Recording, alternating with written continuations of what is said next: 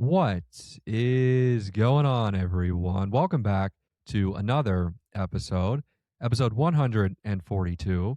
On this episode today, I want to help so many of you young men and even young women out there figure out what you want to do next. One of the top messages I do get from all of you out there, and I appreciate it as much as I can say it, is about you feel stuck, what you want to do, where you want to put money, how to make money, that whole thing. And here today, I want to talk about my come up, what I did, things I would do different, and ultimately what I would do if I had the chance to go back and be 18, 22, even 24 again, and really just help all of you stay away from mistakes that either I made or a large group of people in our society make that keep you pretty disciplined, saving money, and continuing in very healthy habits. So I think all of this, as we all know, comes down to decisions that you make when you wake up in the morning, decisions that you make when you go to work, decisions that you make when it comes to relationships and who you decide to give your time to. Being intentional with every decision you make is the make or break of your success or failure. And I'll tell you, in my life, I've had a lot of failures. I've had failures when it's come to relationships. I've had failures when it comes to business. I've had failures when it comes to friendships. And I'm human and I make mistakes, and there's things that I can do to try and make situations better. But ultimately, as you guys know, I talk about it rather often here. For those of you that are new, welcome, by the way. Cover relationships, dating, investing, career, literally everything, geopolitical stuff, pop culture, everything under the sun. And we're going to start diving into that more here as we get into 2026. But your lack of making intentional decisions will change the trajectory of your life. So I want to give you guys the blueprint to sort of my come up, how I did it, and how I'm in this position now. And then also give you the blueprint as to what I would do given being in your position today as someone in their mid 20s with maybe not a lot of money, maybe women don't look at you, maybe you're not desired, you don't have influence, right? And this doesn't happen overnight. So I take it back to when I was finishing up high school. I was working for this like retirement home in Pittsburgh, this like bougie retirement home where there was some pretty mean older people. And I had to learn about dealing with people, being around them, the assholes, the good guys, the good girls, the whole thing, right? And then that was my first real working environment that I would consider work. Prior to that, where I grew up, there would be this thing called summer rec, and they would have it in the different townships, and you could be like, I forget what the word is, but you would essentially lead a group of like third graders or fifth graders, etc., through a summer camp. But that, I mean, yeah, you're learning how to deal with kids and patience, but I would take it to when I started working in this retirement home, like serving, that whole thing. So I did that for a while. Well, not that long actually, because very shortly after, I got a chance to work in Major League Baseball for the Pittsburgh Pirates. And that ultimately was what molded me into the guy that you're seeing here on camera and listening to today with all the experiences. I would say is one of the big pillars. And what I did working in the organization, trying to work my way up, networking, meeting so many people, having so many great relationships with so many staff, people I worked with, players, etc. But one thing I really learned there was how the world worked, how the world operated, and I want to share some of that with you here today. So, working in pro sports was unlike anything I had ever experienced in my life. But one thing I learned very fast is saving money. The organization didn't really pay us much. We were starting out making minimum wage, which at the time was, I believe, like $7. So we were really reliant on getting all of our money at the end of the year or throughout the year from certain players, or really all of the players that we did stuff for, worked for, or did things for on the side.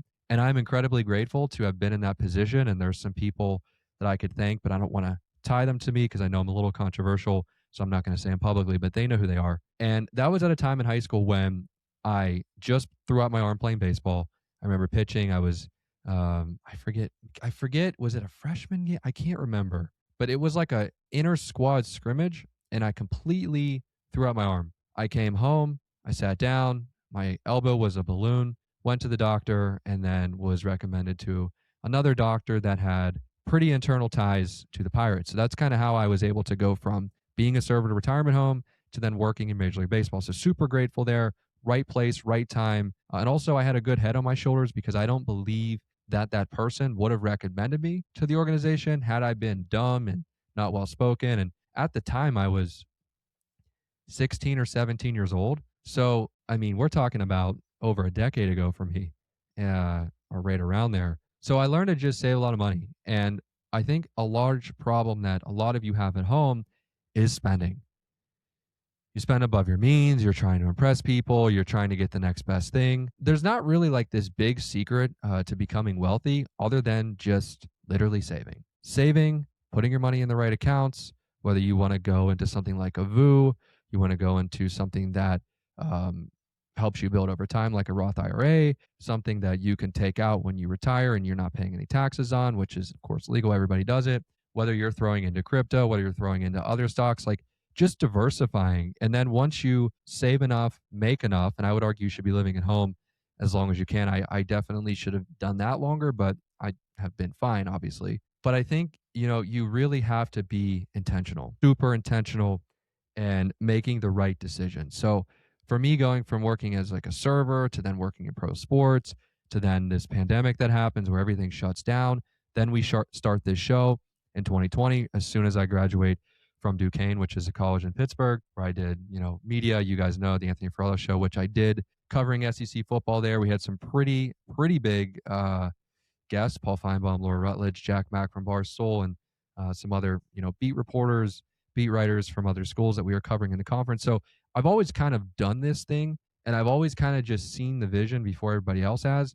And that's something I want to urge a lot of you to do. There's a lot of pressure when you are young to fit in. And I'll tell you right now, if I ever fit in with the people that I went to like high school with or that I was friends with, I would be a loser. I wouldn't be a high earner. Nobody would know who I am. I wouldn't have influence. I wouldn't be a force. I would just be another Joe Schmo that is existing and a part of this society that ultimately enslaves you. And I think a lot of you are seeing that now more than ever. And it's being talked about a lot in our space. But I think just trying to fit out is such a great thing to do. But I have to warn you, it's lonely.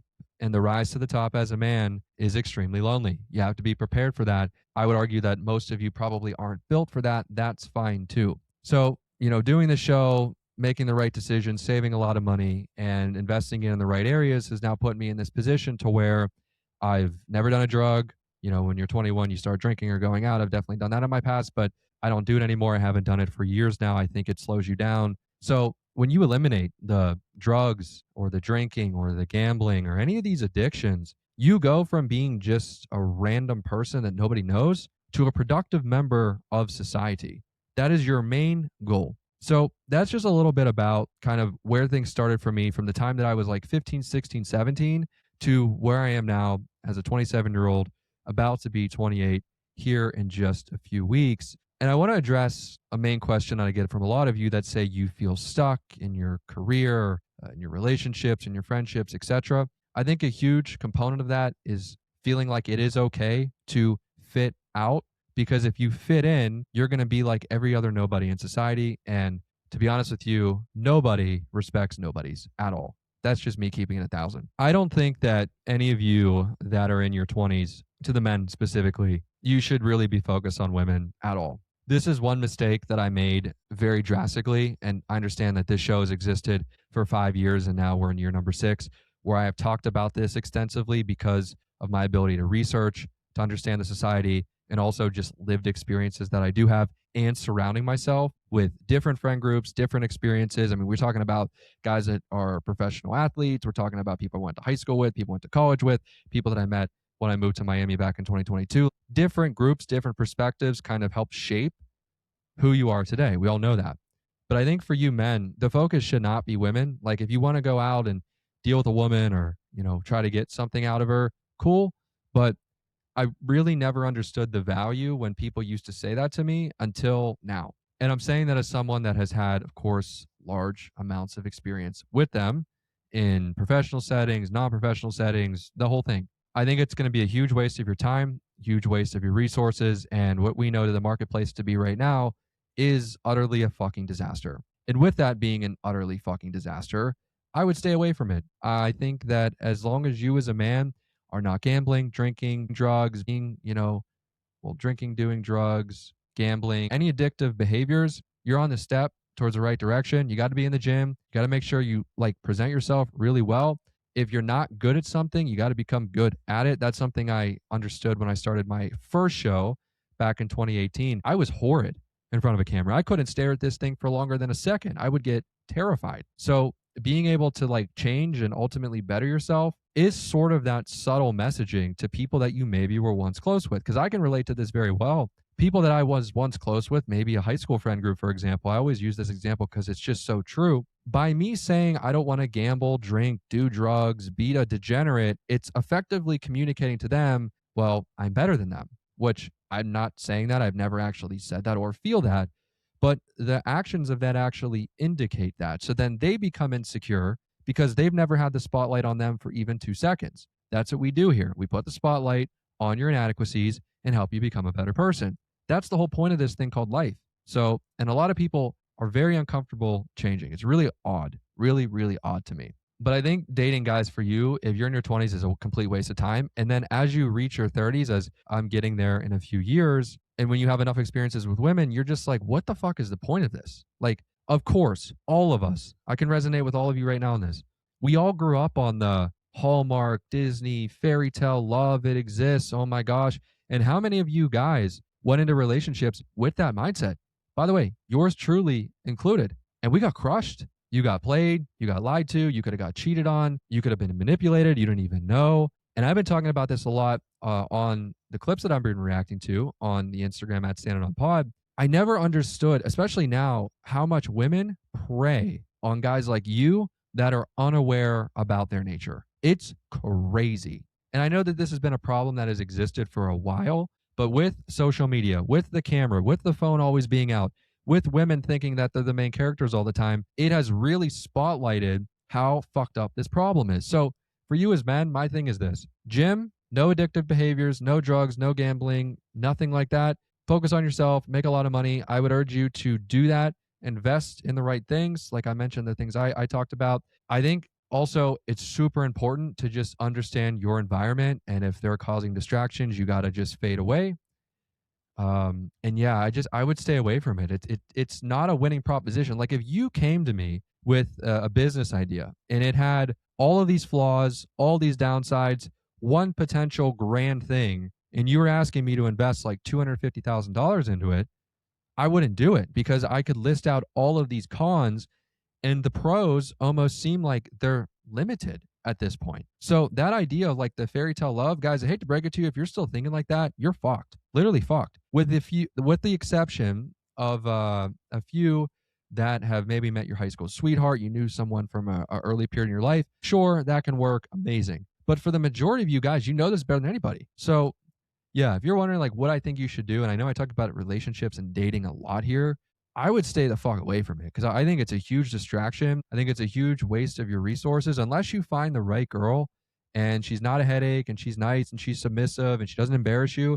But all of you guys, like, we're not even starting there. Like, you guys are just wanting a girl to talk to you for 2 hours at a time consistently, maybe for a week before she flakes. And the reason I know this is because this used to happen to me when I was younger. And how many of you message me with screenshots of stuff you send to girls? You're not really fucking up. But I think now with the marketplace, and I don't even think hypergamous is the word anymore. I think we have to create something different to where, and I was talking to a friend recently about this, 98 to 99% of what, I'll just say it, 100% of women are only interested in 1% of men. That's unfortunate reality that we're living in today. So my urge to you as someone that is out there in their 20s right now, or maybe even your 30s, you got to become known. You got to create influence. You got to create change. I don't give a fuck what you're passionate about. It could be golf. It could be investing. It could be real estate. Start a channel. Go on TikTok. Start talking about it. Well, man, I don't want to do that. I'm not good in front of a camera and blah, blah, blah. All this cope, all these excuses. You guys think that I just got this good by just getting on a camera? No, of course not. It took work. It took embarrassment.